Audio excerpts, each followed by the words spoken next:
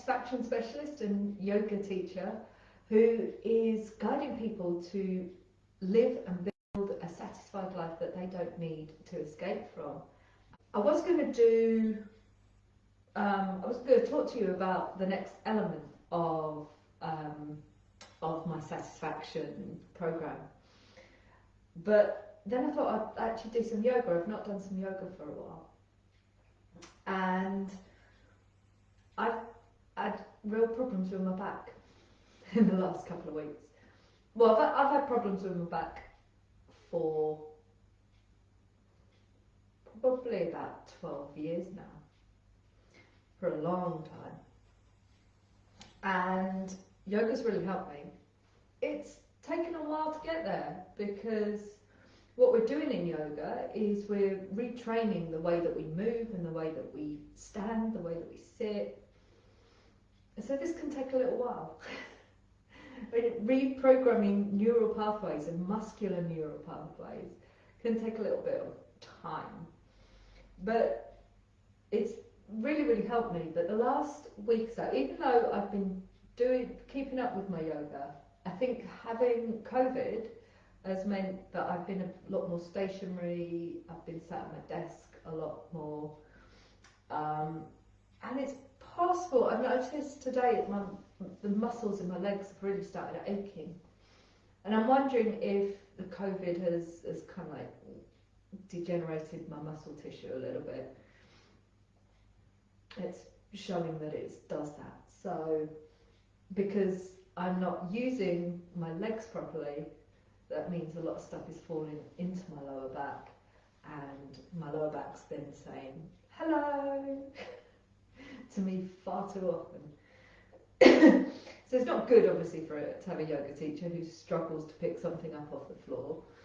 I'm actually doing much better today. But one thing that really helps me with, especially when my lower back's not feeling so good, is twists. So I thought we'd do some twists today. I don't always have to say twists like that. I can just say twists normally. That would be very irritating if I did that on this live, wouldn't it? So, still feel free to say hello. I'd love to know how you're doing. So we're going to do this lying down on my back. And feel free to join in as I'm doing this. These movements are really nice, even if you haven't got lower back issues or any lower back pain. So what I'm going to try and do as I'm lying here, I'm going to keep my feet to the floor with my knees bent. This gives my lower back lots more support. And in fact, try that out. Try taking your legs long and then bringing those feet to the floor with your knees bent. Don't do anything else other than that. Do it slowly, just kind of take a moment in each place. And notice the difference in your pelvis or your hips, this whole thing here. I don't know if you can necessarily see, but when you take your legs out, the pelvis rotates in that direction, just naturally does for just about everyone. And this means your lower back comes up off the floor. Mine actually comes a long way off the floor, especially right now. So I can get my hand right underneath there. When I place my feet to the floor with my knees bent, my pelvis rotates back this way. And that brings more of my spine in contact with the floor. So it's instantly more supported. So if you if you do yoga regularly, even if you do yoga regularly, and you come to Shavasana at the end of the class, if you find that having your legs long like this actually puts pressure into your lower back, then do you know what? It's your body.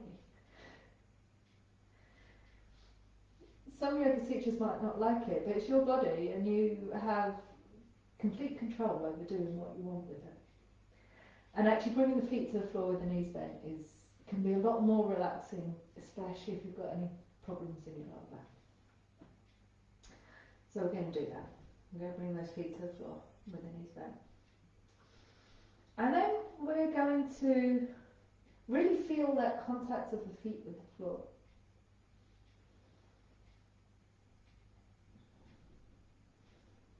And actually we're going to take the feet wide, I think, to start with. We're going to do two different versions of this. We're going to start off taking the feet wide. So I'm trying to get myself in the middle of the mat. I'm going to take my feet as wide as the mat. And I'm just going to gently ground my feet a little bit deeper into the floor here. I do a whole other video on this. Go and seek it out. But when we ground the feet a bit deeper into the floor, we get even more of that tilting in the pelvis, which supports the lower back even more. And sometimes that can take a little while for that to come through into your body. Again, this is the rewriting your muscular pathways. So now I'm feeling really nicely supported, and as I'm doing this twist, I want to try and allow the whole of my top part of my body to be completely relaxed, but I'm going to keep active in my legs as much, not too active, but we're supporting ourselves from our legs. We're going to let the upper body be relaxed. This in itself can be a real challenge, because it's hard to say, I'm going to switch this bit of my body off and this bit of my body on. And what we're going to do is, each time, you can move in time with your breath. If you like to move in time with your breath, as you breathe out, we're going to take both knees to one side. So both travelling in the same direction. And as we breathe in, we're going to come back to centre. And as we breathe out, we're going to take the knees in the opposite direction.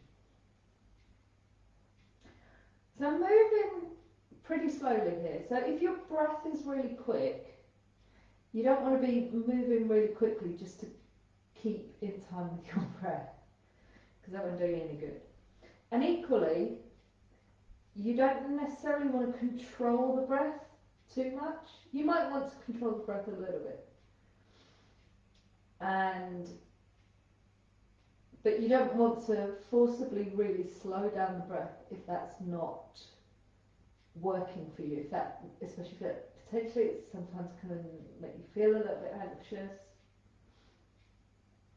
But moving in time with the breath does help with the movement. So it helps as we breathe out to take the knees down to the side to help us relax the parts of the body that we want to be relaxed. So everything from the hips upwards, we want to be soft and relaxed.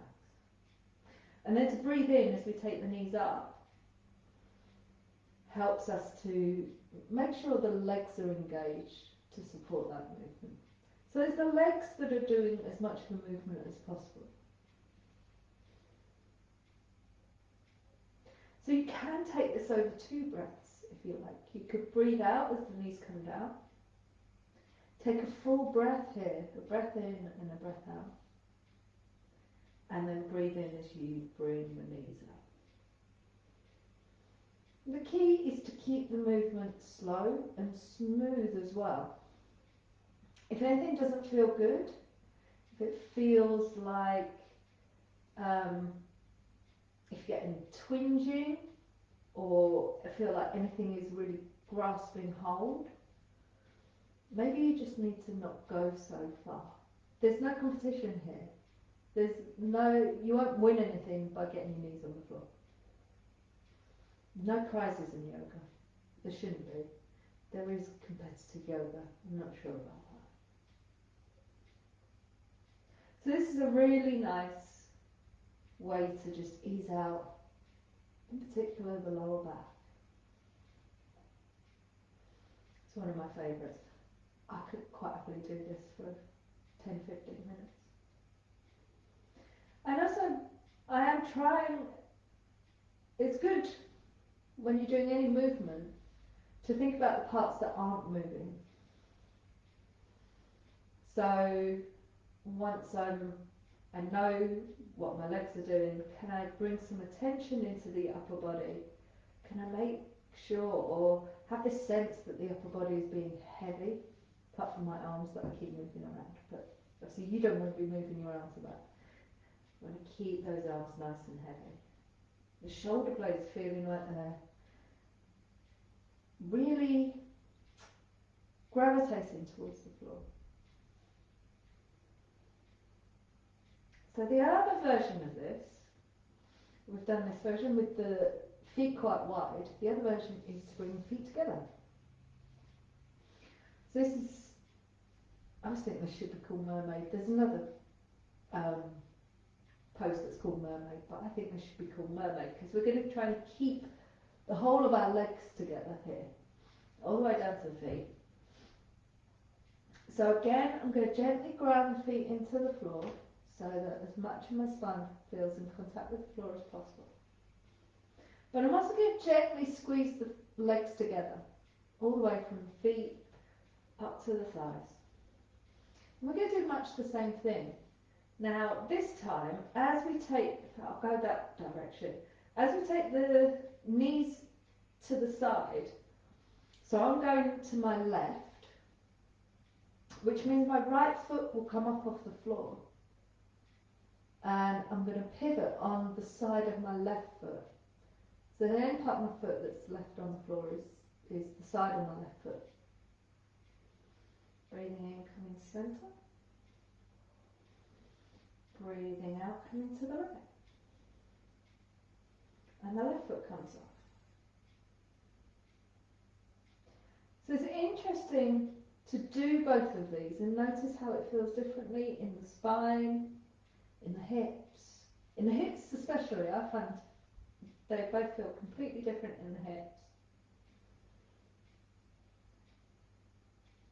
You can also have a little bit of a play about with how near or far your feet are to your body. So if you take your feet further away, bear in mind that obviously as we take the feet away, the spine's going to be less supported as well. So we do want to bear that in mind. But if you take the feet further away, you'll find that the twist comes lower down into the spine. If you want the twist to come a little bit higher up, you can bring the feet a bit closer. But again, this will feel a little bit less supported. You might have to do a bit more work in the legs. And you might not be able to move as far either, because we're kind of squishing everything a little bit here. We can just keep them in the middle. So this one is a little bit more work, because we're trying to keep those legs together. So there's a real temptation for them to open up. You can do that, but it's a slightly different thing. They don't have to come down to the floor, remember. You just go as far as feels comfortable for your back, for your hips, even for your shoulders, for your upper back. If you feel as you're coming down that the shoulder's going to come up off the floor, well, now we've brought tension all up into our upper body, and that's not what we're looking for. We want the upper body to be nice and soft.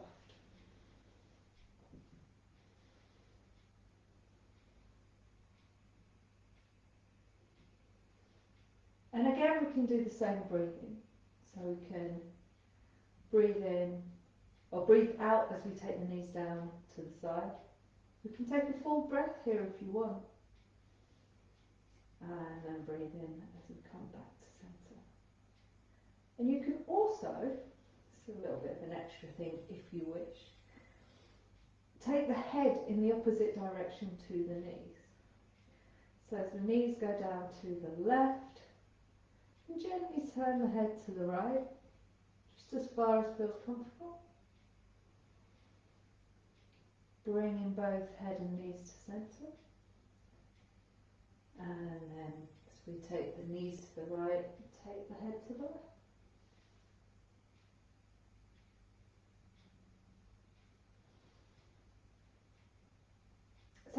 really love twists.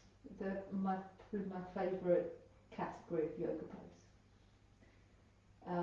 There's something quite cleansing about twists. Some yoga people will talk about how it's like squeezing out. And we're not going that deep. We don't want to be pushing these ones. You can go into some really deep twists where you really feel like you're wringing yourself out.